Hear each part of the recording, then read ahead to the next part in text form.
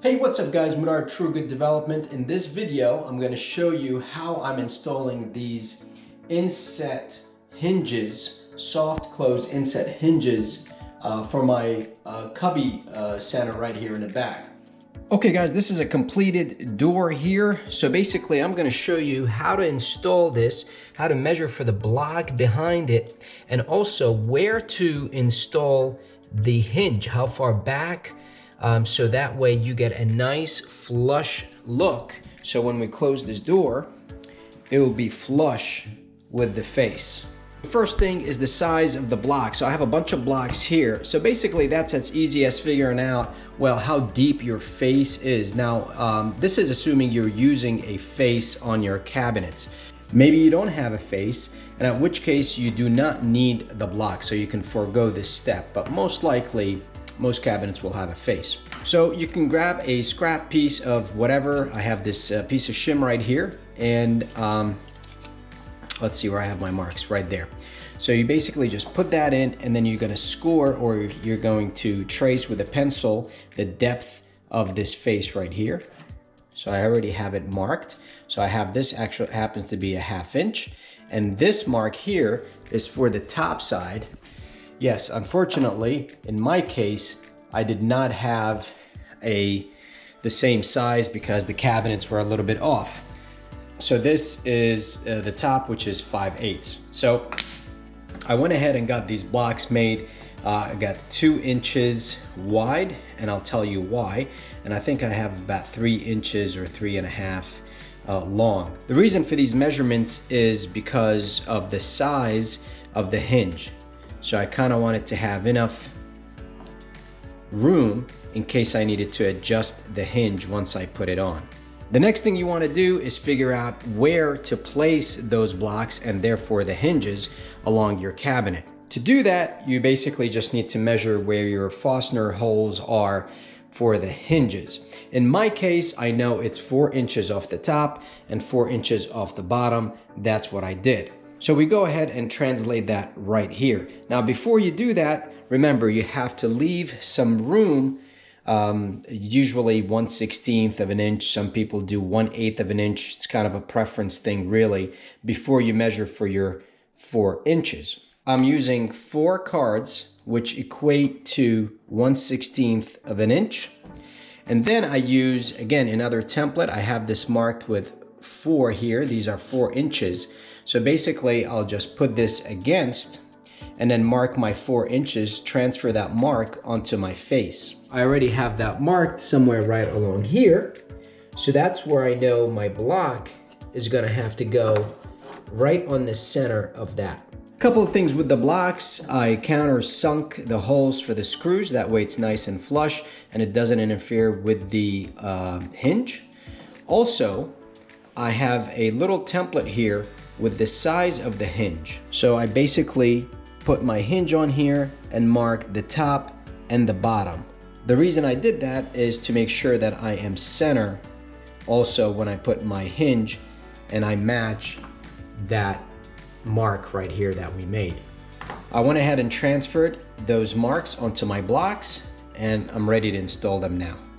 Grab your block, apply some glue, and you want to place this right on the center, right there.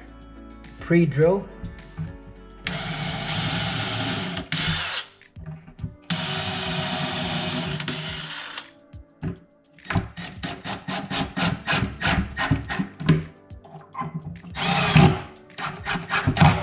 All right, now we need to figure out where to place this so this is flush.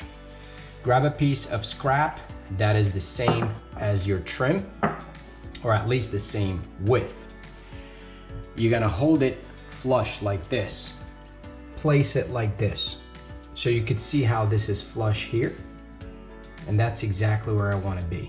Hold it in place and mark where you're going to drill. Now all that's left is go ahead to drill for this. I always drill for the adjustable part of the hinge, meaning I could still go up and down once I drill in here. I do these last. So I'm gonna go right in the middle.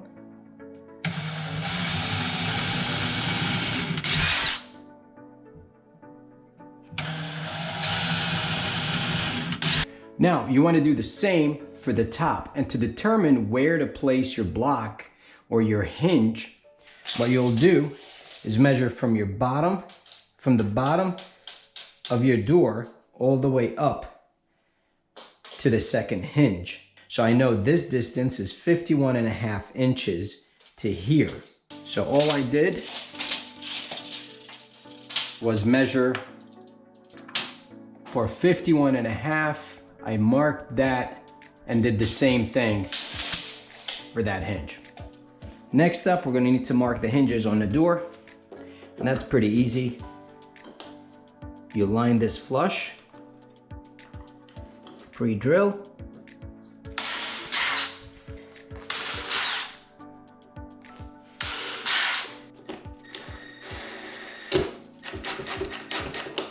All right, guys, now onto mounting of the door. I'm working by myself, so again, I use another piece that matches the height of the frame here, set that there. This will make life a little easier. And go ahead and throw in your first screw just to hold the door in place.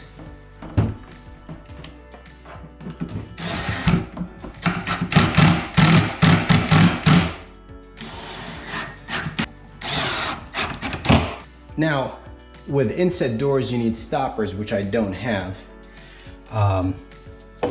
For now, we'll just put that in there. Let's see how we look. All right, it looks like we're off by maybe about 1/16 here, but we're nice and flush down here. Now let me show you how to fix that with these hinges. So they do come with two-way adjustment. There is an arrow. Here it is. That goes in and out. So that's basically what we're gonna need to do. There's another arrow here. That's for bringing the door away from the face. So I basically need to work with this screw. Just loosen it and then push this one in. You can see how it's moving in. Now tighten this one back. And now I'm perfectly flush. Now, I explained this gap here. So if you wanted this to be closer or if you want it to be wider, again, you could fix that from the hinge. I hope you found the video helpful. If you did, please give me a thumbs up. Sub to the channel if you haven't. It's the only way to support it. If you have any questions, as always, leave them in the comments and I'll be happy to respond. See you guys on the next one.